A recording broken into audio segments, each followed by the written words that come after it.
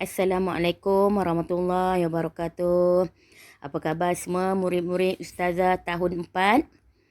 Okey, Ustazah doa dan Ustazah harapkan semuanya berada di dalam keadaan yang baik dan sihat bagi meneruskan pembelajaran kita secara dalam talian. Okey, untuk meneruskan perjalanan kita pada hari ini iaitu hari Selasa 22 hari bulan 6 tahun 2021 untuk minggu yang kedua hari Selasa pelajaran tajwid. Kita ulang, pelajaran tajwid. Jadi, saya harapkan semua bersedia dengan buku teks tajwid masing-masing. Buka muka surat 31. Hari ini kita nak masuk tajuk baru pelajaran ketiga, tajuk baru. Okey, dah sedia? Kalau dah sedia, Ustazah teruskan. Okey. Tengok muka surat 31. Pelajaran ketiga, tajuk baru iaitu qalqalah. Ikut saya sebut, qalqalah.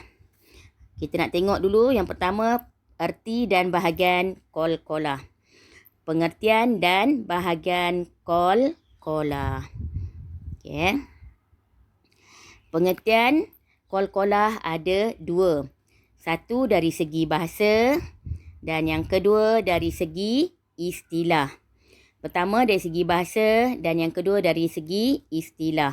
Kalau kamu masih ingat masa kita belajar bersemuka di sekolah dulu, saya dah terangkan kat kamu. Untuk hukum-hukum tajwid ni, pengertian dia memang ada dua segi. Yang pertama dari segi bahasa dan yang kedua dari segi istilah. Untuk dari segi bahasa, ayatnya pengertian dia memang pendek. Sama ada satu atau dua perkataan sahaja dari segi bahasa. Pendek, ringkas, mudah. Tetapi dari segi istilah panjang sikit. Dari segi istilah pengertian dia memang panjang. Lebih daripada segi bahasa. Okey, boleh dapat Kita teruskan. Tengok dari segi bahasa dulu. Untuk pengertian qalqalah dari segi bahasa, satu perkataan saja iaitu lantunan. Saya ulang. Qalqalah dari segi bahasa, lantunan. Okey, kamu biasa tak tengok bola yang macam getah tu? Cuba kamu baling dekat lantai. Okey, kemudian dia akan naik ke atas balik kan? Tu maknanya lantunan. Itulah yang dikatakan qalqalah ni. Lantunan suara. Nanti kita akan belajar seterusnya sekejap lagi Okey. Untuk dari pengertian qalqalah dari segi bahasa, lantunan. Okey, seterusnya dari segi istilah. Dari segi istilah, menzahirkan lantunan bunyi ketika menyebut huruf-huruf qalqalah. Saya ulang. Menzahirkan lantunan bunyi ketika menyebut huruf-huruf qalqalah. Itu dari segi istilah. Okey, seterusnya kita nak tengok cara bacaan. Cara bacaan qalqalah. Macam mana caranya? Okey. Mahrajnya ditekan dengan kuat dan dilepaskan. Mahrajnya ditekan dengan kuat dan dilepaskan. Maknanya apabila kita menyebut kalimah-kalimah yang mengandungi hukum qalqalah, kita tekankan sikit suara tu, kemudian kita tahan dulu, baru kita lepaskan. Nanti yang lepas ni saya akan ajar. Kita tengok misal-misal dia, saya akan ajar. Okey. Seterusnya kita pergi kepada muka surat 32. Okey, muka surat 32. Bahagian qalqalah. Bahagian qalqalah. Okey, bahagian qalqalah terbahagi kepada 3. 3 bahagian qalqalah. Okey, ikut saya sebut nama-nama qalqalah tu. Yang pertama, qalqalah sughra. Yang kedua, qalqalah kubra. Yang ketiga, qalqalah akbar. Okey, kita ulang balik. Qalqalah yang pertama, qalqalah sughra. Yang kedua, qalqalah kubra. Dan yang ketiga, qalqalah akbar. 3 bahagian qalqalah. Okey, dah dapat Seterusnya kita tengok huruf-huruf qalqalah. Huruf dia ada 5. Bahagian 3 huruf 5. Saya ulang. Bahagian qalqalah 3 huruf 5. Okey, apa huruf-huruf dia? Yang pertama, qaf. Yang kedua, ta. Yang ketiga, ba. Yang keempat, jim. Yang kelima, dal. Okey, kita sebut lagi sekali. Yang pertama, qaf. Kedua, ta. Ketiga, ba. Keempat, jim. Dan yang kelima, dal. 5 huruf-huruf qalqalah.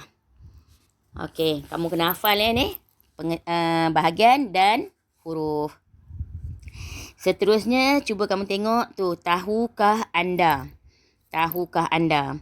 Okey. Kita baca sama-sama. Cara mudah untuk mengingat huruf-huruf qalqalah ialah dengan membina huruf-huruf tersebut menjadi ungkapan. Saya ulang. Cara mudah untuk mengingat huruf-huruf qalqalah ialah dengan membina huruf-huruf qalqalah tersebut menjadi ungkapan. Huruf-huruf yang 5 tu disambungkan dan dijadi satu ungkapan. Apa ungkapan dia? Okey, tengok ni. Yang dalam kurungan ni. Qutbu jaddin. Saya ulang. Qutbu jaddin. Ikut Saya sebut. Sekali lagi. Qutbu jaddin. Boleh? Dia dapat Okey. Qaf toba jim dal qutbu jaddin. Okey, seterusnya kita pergi kepada muka surat 33. Okey, kita nak tengok qalqalah sughra, qalqalah yang pertama. Okey, yang kita nak belajar hari ni qalqalah sughra itu yang 3 bahagian tadi, qalqalah sughra. Kita nak tengok qalqalah kubra dan akbar kita belajar pada minggu yang akan datang. Hari ni kita nak belajar qalqalah sughra dulu. Okey, seterusnya kita nak tengok erti qalqalah sughra. Tengok dengan anak panah yang saya tunjuk tu, kita sebut sama-sama pengertian dia, boleh? Okey, pengertian qalqalah sughra ialah apabila huruf-huruf qalqalah itu mati berada di tengah kalimah. Pengertian qalqalah sughra ialah apabila huruf-huruf qalqalah itu mati. Dia tak ada baris. Berada di tengah kalimah. Huruf dia berada di tengah kalimah. Dia dapat murid-murid? Saya ulang lagi sekali. Arti qalqalah sughra ialah apabila huruf-huruf qalqalah itu mati. Tak ada baris. Tak ada apa atas dia ataupun bawah ke. Maknanya dia tak ada baris. Dan berada di tengah kalimah. Qalqalah sughra ni huruf dia berada di tengah kalimah. Okey. Sekarang kita nak tengok misal-misal ataupun ayat-ayatnya. Yang pertama. Silap. Wayaqta'una. Wayaqta'una. Kita lantunkan bunyi qaf tu. Okey, wayaqta'una. Huruf dia, huruf qalqalahnya huruf qaf ke huruf ta? Huruf qaf. Huruf ta tu bukan qalqalah. Dia memang huruf qalqalah tapi dia bukan hukum qalqalah. Sebab apa? Sebab ta tu ada baris. Dia kena, tadi dah bagi tahu kat atas tadi, pengertian qalqalah sughra ialah huruf yang mati. Dia tak ada baris, kemudian berada di tengah kalimah. Qaf dengan ta tu memang betul ada berada di tengah kalimah, tetapi ta tu ada baris. Jadi dia bukan hukum qalqalah. Yang qalqalahnya ialah qaf tu. Jadi kita kena lantunkan bunyi qaf tu.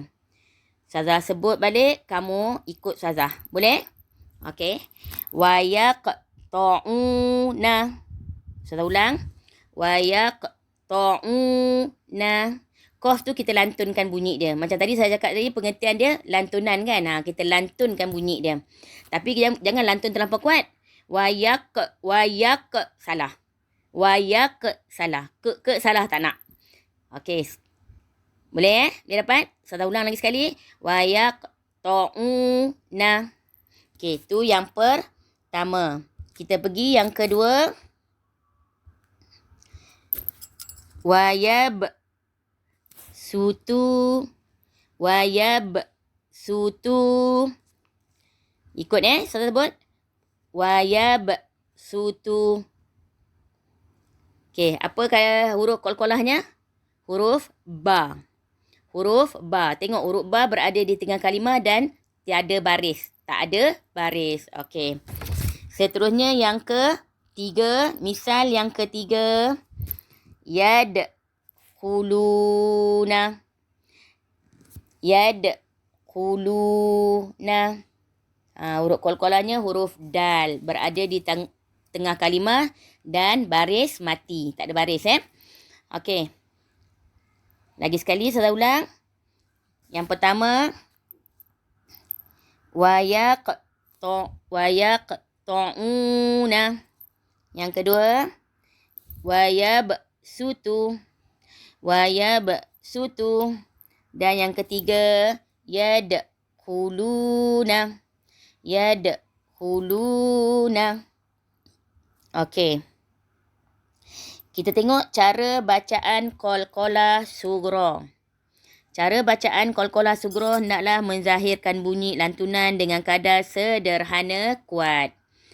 Kita kena lantunkan bunyi huruf-huruf qalqalah tu dengan cara yang sederhana saja, sederhana kuat. Yang tadi saya dah terangkan Kita tak boleh lantunkan dengan terlebih kuat. Salah. Okey.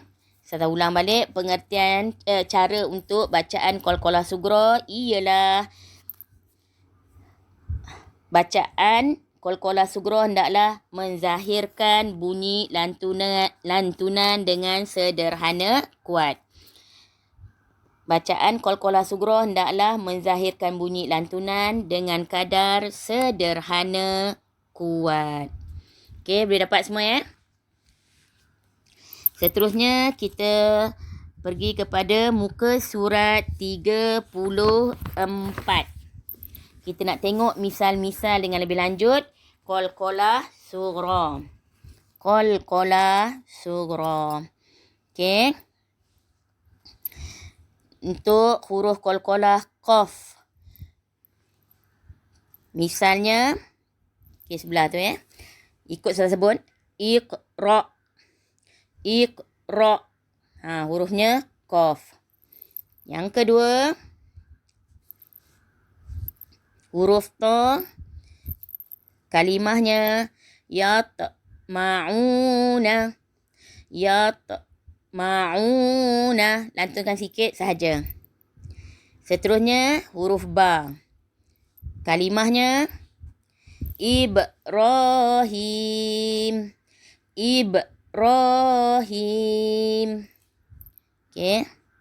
Yang keempat, huruf jim. Huruf qalqalah jim. Kalimahnya yaj'aluna. Yaj'aluna. Dan yang last sekali, huruf dal. Kalimahnya yad'una. Yad'una. Okey, boleh dapat semua murid? Saya ulang lagi sekali bacaan dia. Yang pertama, Iqra. Kedua, Yatma'una. Yang ketiga, Ibrahim. Yang keempat, Yaj'aluna. Yang kelima, Yad'una. Okey, boleh dapat murid-murid semua? Faham tak? Okey, Ustazah harap semua boleh faham apa yang Ustazah terangkan pada hari ini untuk hukum qalqalah. Kita belajar hari ini qalqalah sughra saja. Untuk qalqalah yang dua lagi tu kita akan belajar pada sesi yang akan datang. Okey, sebelum mengakhiri pelajaran kita pada hari ini, Ustazah nak bagi kamu latihan sikit. Boleh? Okey, kamu buka buku teks. Buku aktiviti, buku aktiviti tajwid muka surat 24, 25, 26 dan 27 buat latihan. Saya ulang, buku aktiviti tajwid muka surat 24, 25, 26. Satu lagi 27. 4 muka surat Lagi sekali, buku aktiviti tajwid muka surat 24, 25, 26 dan 27. Boleh dapat Okey, sekian dulu untuk hari ini. Kita berjumpa lagi di pada minggu yang akan datang. Assalamualaikum warahmatullahi wabarakatuh.